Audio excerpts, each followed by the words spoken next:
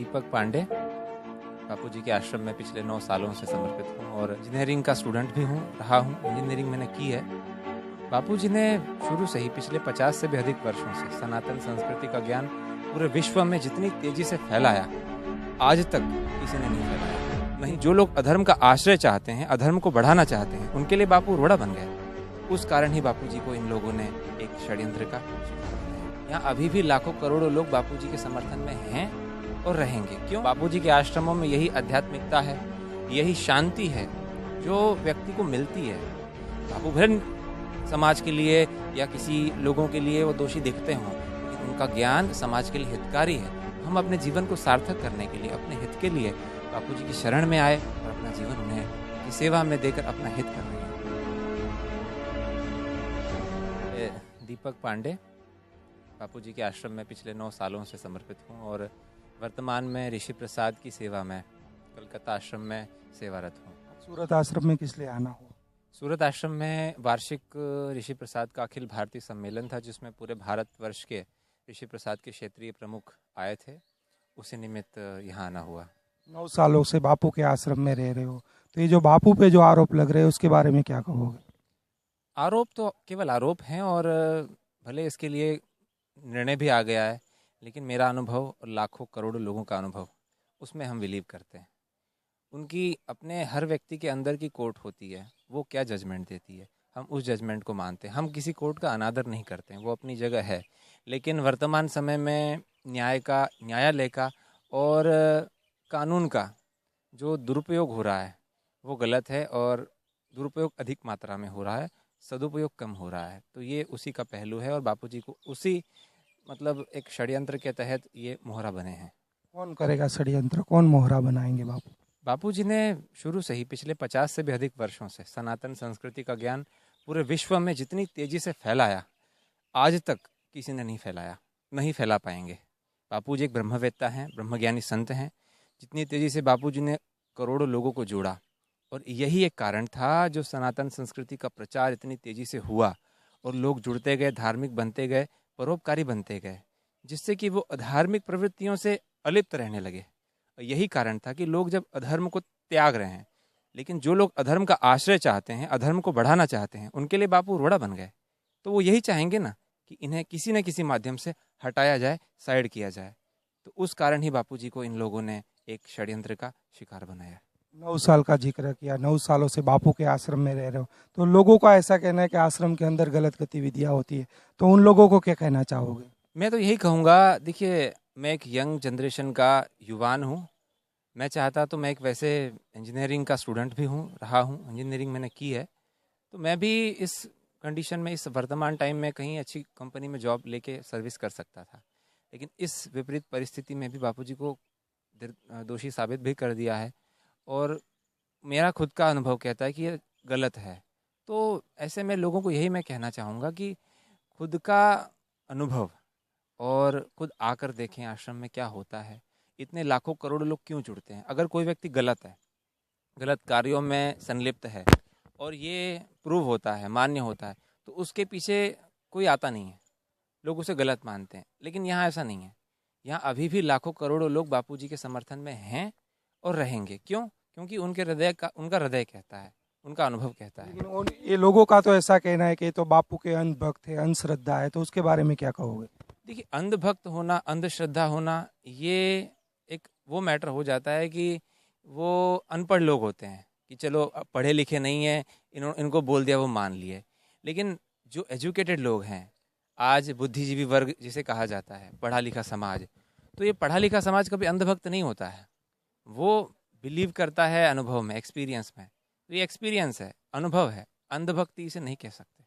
आज हम देख रहे हैं, हम भी काफी सारे लोगों से मिल रहे हैं। सूरत आश्रम की बात करें तो 2 दिन में पंडाल भर गया। तो क्या बापू से इन लोगों में मिला है कि इतने आरोप लगने के बाद भी ये लोग आते हैं? हर व्यक्ति को कुछ न कुछ मिलता है, तभी वो व्यक्ति आता है। बात आपने सही कही कि क्या मिल रहा है। आंतरिक शांति, आत्मिक शांति। आज विदेशों में, बड़े बड़े देशों में इतने डेवलपमेंट हैं कि प्रति व्यक्ति, एक व्यक्ति के ऊपर अगर हम सरकार का खर्च उठाएं तो वो लाखों नहीं करोड़ों में जाता है। भारत में ऐसा नहीं है, फिर भी लोग शांति से, सुकून से जीते हैं। तो यही कारण है, आध्यात्मिकता। और बापूजी के आश्रमों में यही आध्यात्मिकता है, यही शांति है जो व्यक्ति को मिलती है, और इसीलिए व्यक्ति आता है कि सहज में बापूजी के सत्संग सुनने से, आज बापूजी भले सानिध्य उनका नहीं है, लेकिन बापूजी ने यहाँ आश्रम में चरण रखे हैं, इतना समय दिया है, तो वो वाइब्रेशन, वो दिव्यता, वो ओरा, वो आभा वो आश्रम में मिलती है। तो वो जब वो व्यक्ति आश्रम में आता है तो उसे वो अनुभव होता है, वो शांति मिलती है, तो उसी को पाने के लिए व्यक्ति बार बार आश्रम आना चाहता है। कलकत्ता की बात करें तो आश्रम के द्वारा क्या क्या समाज उत्थान के कार्य करते हो? वैसे सेवाएं होती हैं, हर महीने लगभग 125-150 लोगों को राशन अनाज दिया जाता है, और उसके अलावा बड़े बड़े पर्वों पे भंडारे, कहीं बाढ़ हो गई, कहीं गरीबी है, या कहीं दिवाली के पर्वों पे, जब भी बड़े कोई पर्व हों उन पर्वों पे भंडारे होते हैं। लाखों लोग, हजारों लोग भोजन करते हैं, प्रसाद लेते हैं। और बापूजी का ज्ञान, ऋषि प्रसाद, बंगाल की भाषा, बांग्ला जो भाषा है उस भाषा में भी ऋषि प्रसाद छपती है, हजारों लोग पढ़ते हैं। हालांकि 2012 में ये भाषा शुरू हुई, जबकि बापूजी का जाना 13 में हो गया, बंगाल में प्रचार कम था, लेकिन बापूजी का ज्ञान अब भी लोगों तक जा रहा है। बंगाली लोग जो बापूजी को जानते नहीं हैं, जो बापूजी के बारे में कुछ भी नहीं जानते हैं, मीडिया में भी उन्होंने गलत सुना है, लेकिन जब वो बापूजी का साहित्य पढ़ते हैं, देखते हैं कि अरे इनका ज्ञान तो बहुत ऊंचा है, तो वो जुड़ना चाहते हैं। वो बोलते हैं हम बापूजी से दीक्षा लेना चाहते हैं। उन्होंने बापू को देखा भी नहीं, केवल पढ़ा कि वास्तव में बापूजी एक ऐसे व्यक्ति हैं, एक ऐसे संत हैं, एक बाबा हैं कि उनकी वाणी में, उनके बोलने में, उनके वचनों में दम है। वो पढ़ते ही व्यक्ति सात्विक हो जाता है। ये प्रभाव है बापूजी का, जो हर पूरे भारत भर में फैल रहा है। बंगाल में भी इसकी बढ़ोतरी हुई है। और आपने बात की सेवाओं की, तो इस वर्ष मातृ पितृ पूजन दिवस पूरे विश्व भर में व्यापक रहा, तो बंगाल में भी इसकी हमें प्रैक्टिकली हम देख रहे हैं कि झांकी देखने को मिली। मालदा शहर, वहाँ पे 2 बड़े बड़े स्कूल हैं, मालदा है और एक दूसरे ज़िले में है, तो विवेकानंद शिशु मंदिर है। वहाँ कोई साधक नहीं है, कोई बापूजी का शिष्य नहीं है, लेकिन सामने से उस स्कूल के प्रिंसिपल ने ये प्रोग्राम ऑर्गेनाइज किया, और 14 फरवरी के दिन बड़े से ग्राउंड में 3000 लोगों के बीच में ये प्रोग्राम उन्होंने कराया। तो साधक नहीं होने के बाद, बापूजी से न जुड़े रहने के बावजूद भी बापूजी के ज्ञान को उन्होंने देखा, जाना। बापू भले समाज के लिए या किसी लोगों के लिए वो दोषी दिखते हों, लेकिन उनका ज्ञान समाज के लिए हितकारी है, और उन्होंने वहाँ मातृ पितृ पूजन कार्यक्रम किया, हजारों बच्चों को लाभ मिला। मतलब विश्वास है कि बापू फिर से भक्तों के बीच आए? निश्चित, इसमें कोई 1% संदेह नहीं है, शंका नहीं है कि बापूजी बीच में, हमारे बीच नहीं आएंगे। ये बापूजी कह के गए हैं। बापूजी जब जा रहे थे, 28 अगस्त के आसपास का समय था, अहमदाबाद में बापू बोल के गए थे कि ये तो आरोप षड्यंत्र का हिस्सा है, और मैं फिर लोगों के बीच निर्दोष रूप से आऊँगा।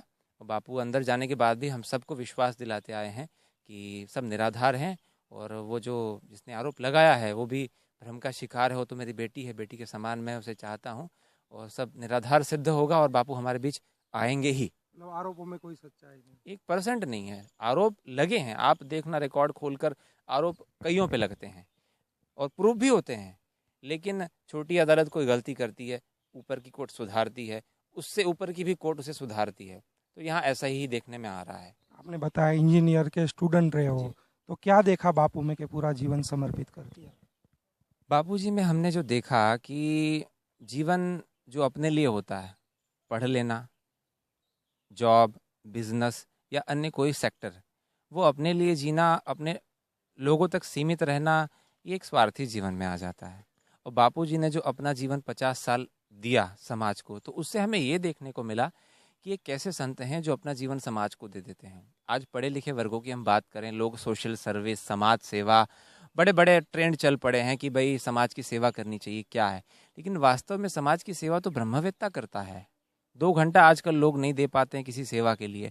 जो संत ब्रह्मज्ञानी होने के बाद जो ऐसी ऊंचाई पर हैं, जिनके लिए तो कोई कार्य ही नहीं बचा, वो अपना जीवन समाज को दे रहे हैं। तो जब वो दे रहे हैं, तो हम जैसे कुछ लोग अगर अपना जीवन दे दें, तो हमारे लिए ये तो हमारा जीवन सार्थक करना हुआ। तो हम अपने जीवन को सार्थक करने के लिए, अपने हित के लिए बापूजी की शरण में आए और अपना जीवन उन्हें उनकी सेवा में देकर अपना हित कर रहे हैं। आपने देखा ये भाई बंगाल से आते, 9 सालों से संत आसाराम जी बापू आश्रम में रह रहे, इन्होंने यही बताया कि आरोपों में कोई सच्चाई नहीं। भक्त आज भी आसाराम जी बापू को निर्दोष मानते हैं। और ये भाई ने यही जिक्र किया कि 50 सालों से जो आसाराम जी बापू ने जो समाज उत्थान के कार्य किए, इस वजह से बापू पे आरोप लगे और इस वजह से बापू को आजीवन कारावास की सजा हुई। कैमरामैन नंजनी के साथ नीलेश ठक्कर, संत श्री आसाराम जी बापू आश्रम, जहांगीरपुरा, सूरत से रफ्तार। हमारे चैनल को सब्सक्राइब करें, उसके लिए सब्सक्राइब बटन दबाएं। नए वीडियोज़ का नोटिफिकेशन पाने के लिए